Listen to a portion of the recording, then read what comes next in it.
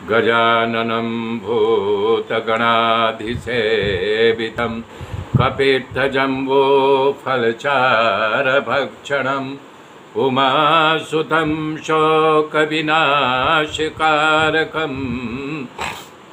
नमामि विघ्नेश्वरपादपङ्कजं।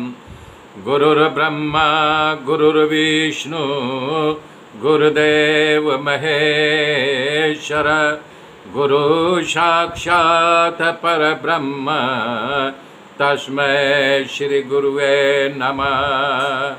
तस्मै श्री गुरुवे नमः। या कुन्देन्दु तुषारहारधवला या शुभ्रवस्त्रावृता या वीणा वरदण्डमण्डितकरा या श्वेतपद्मासना या ब्रह्माच्युतशङ्करा पवित्रभिर्देवैः सदा वन्दिता। सा मां पातु सरस्वती भगवती निःशेषजाड्यापः निःशेषजाड्यापः। हरिः हरिः ओम्। हरे राम राम राम हरे हरे। हरे कृष्ण कृष्ण कृष्ण हरे हरे। हरे राम राम राम हरे हरे। हरे कृष्ण कृष्ण कृष्ण हरे हरे। ओम नमो भगवते वासुदेवाय। ओम परमात्मने नमः। मेरे मित्रों, कल मैं बताया था कंस को रात भर नींद नहीं आई। तब उसने अपने मंत्रिमंडल को बुलाया, मुष्टिक और यानी कि चारुण को बुलाया और अपने 2 मंत्रियों का और सरतोषल को बुलाया और बोला, देखो तुम दोनों जो है मुष्टिक और चारुण रात भर कसरत करो, सुबह हमारा दुश्मन आने वाला है, उसके साथ तुम्हें मल्ल युद्ध करना है। अगर तुमसे बच गया, तुम दोनों से सल और तोसल लड़ेंगे, सल तोसल से भी बच गया तो जरासंध कंस का ससरा था, अस्ति और प्राप्ति उसकी 2 कन्याओं का विवाह जरासंध ने कंस ने किया था। तो जरासंध ने उसको एक हाथी दिया था जिसमें 1000 हाथियों का बल था।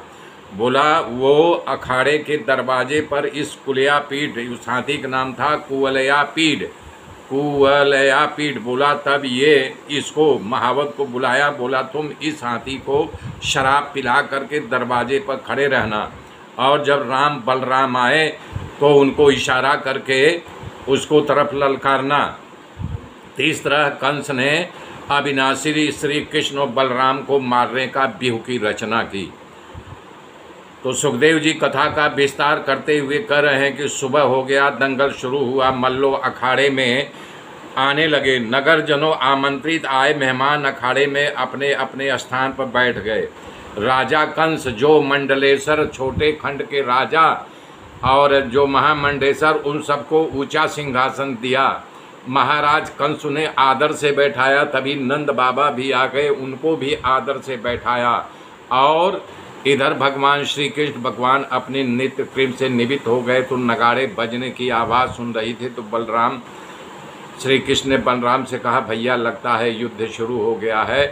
तो आए दोनों भाई। जब आए तो देखे दरवाजे पर जहाँ अखाड़ा युद्ध चल रहा था वहाँ पर एक हाथी लेकर के महावत खड़ा था। तो महावत जाने का रास्ता दो। कृष्ण ने कहा कि महावत हमें जाने का रास्ता दो, तो कुछ नहीं बोला, सुला अनसुना कर दिया। तब बलराम बोले, ओए बहरा है क्या? हाँ, हटा ले हाथी, नहीं तभी तेरे हाथी दोनों को यमपुरी पहुंचा दूंगा।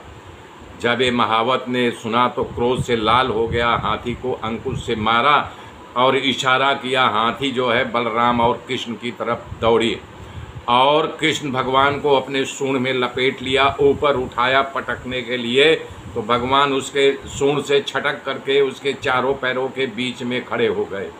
तो हाथी और महावत ढूंढने लगे कि है अभी वो नीचे पटका कहाँ गायब हो गया। तो उसी के बीच में जब हाथी के खड़े थे तो भगवान ने एक घूंसा मारा हाथी को, महावत और हाथी दोनों गिर पड़े। उसके बाद भगवान ने हाथी का पूंछ पकड़ करके जैसे गरुड़ सांप को घुमाते हैं वैसे हाथी को गोल गोल घुमाया और 25 धनुष यानी 100 हाथ पीछे ले जा करके पटक दिया। हाथी लड़खड़ाते हुए नीचे गिर गया और अपने 2 हाथों से फिर क्रोध में आकर के भगवान को दबाने के लिए गया। भगवान चुका दिए उसको, मतलब दाएं बाएं हो गए। तो हाथी का दांत जो है धरती में जो है घुप गया।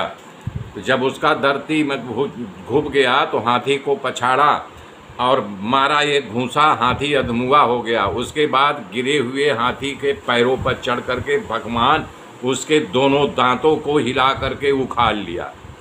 और जब महावत दौड़ा तो उसी से घपाक करके मारे महावत का आंतड़ी फतड़ी सब बाहर निकल गया, महावत मर गया। भगवान ने बलराम से कहा अब हाथी को कौन संभालेगा, इसे भी महावत के पास भेज दे। तब प्रभु ने उसी के दांत से हाथी में मारा, हाथी का भी प्राण निकल गया। इस दिश देख करके चारों मुष्टि ने देखा, चारों ने मुष्टि से कहा आज हमारा भी खैर नहीं है, हम लोग गलत किए। हम लोग अगर मैदान छोड़ के भाग जाएंगे तो कंस मार डालेगा, अच्छा होता कि हम लोग कुछ यानी कि दिन के लिए रजा ले लिए होते। इस प्रकार से कह रहे थे, तभी जो है भगवान मैदान में आ गए। तो मुष्टि ने कहा अगर मरना ही है तो चलो प्रभु के हाथ से क्यों न मरे, और मरेंगे तो मुक्ति मिल जाएगी। इस तरह से मरने का निर्णय लेकर के मल जो युद्ध करने के लिए तैयार हो गए। वहाँ दोनों भाई हाथी के दांत को कंधे पर ले करके प्रवेश किया। पीताम्बर बांधा, भगवान ने अपना बिखरा हुआ बाल लटों को बांधा। ऐसा अद्भुत देख करके वहाँ बैठे लोगों को जैसा भाव था वैसा दर्शन हुआ। भगवान ने कहा कि भाई मैं बालक हूँ, मुझे बालक के साथ युद्ध करने के दो। तो मुष्टि ने कहा अभी तो मैं तुम्हें देखा हूँ तुम कैसे बालक हो, चलो आ जाओ मैदान में।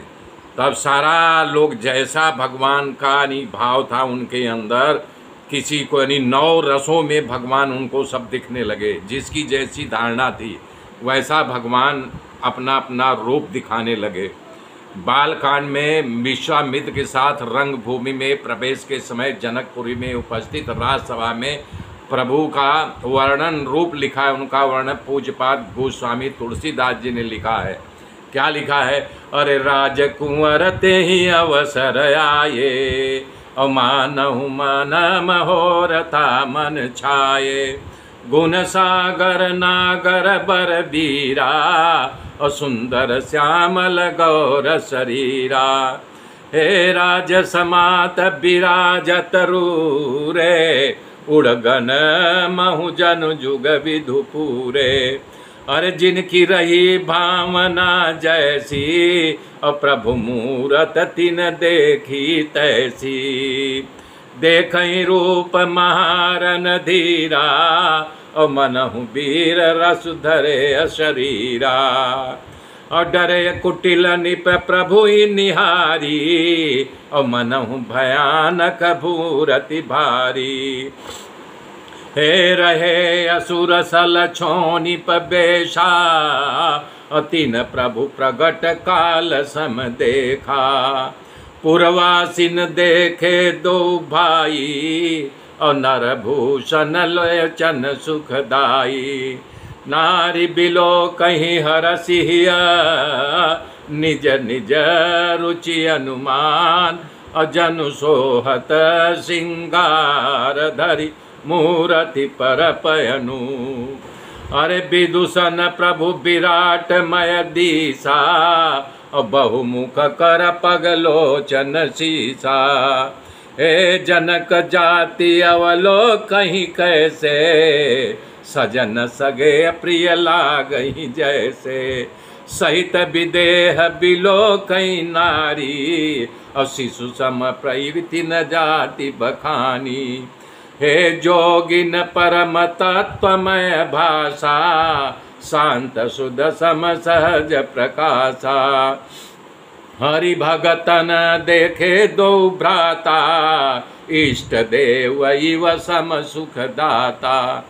राम ही चितव भाय जहि सिया, सो स्नेहु सुख नहीं कयनीसा। और अनुभवति न कहि सक सोऊ, कवन प्रकार कवि कोऊ। यही विधि रहा जाहि जस भाऊ, तेहि तस देखे कौशल राऊ। मेरे मित्रों, आगे की गाथा कल जोड़ूंगा, तब तक के लिए जय श्री राम।